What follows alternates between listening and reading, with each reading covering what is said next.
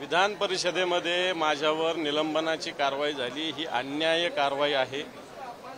दोन्ही बाजूनं गोष्टी झाल्या होत्या, एकाच बाजूवर कारवाई झालेली आहे।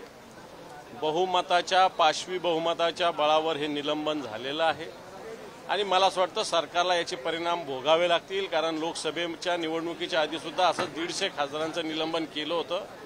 आज त्यांनी संवैधानिक जबाबदारी असणाऱ्या विरोधी पक्षनेत्याचं निलंबन केलं आहे।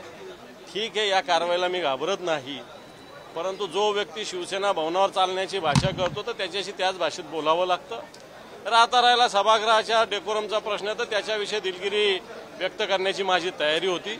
व्यक्तिगतरित्या कोणाची दिलगिरी मागण्याचा प्रश्न येत नव्हता, परंतु पाशवी बहुमताच्या बळावर हे निलंबन झालेलं आहे।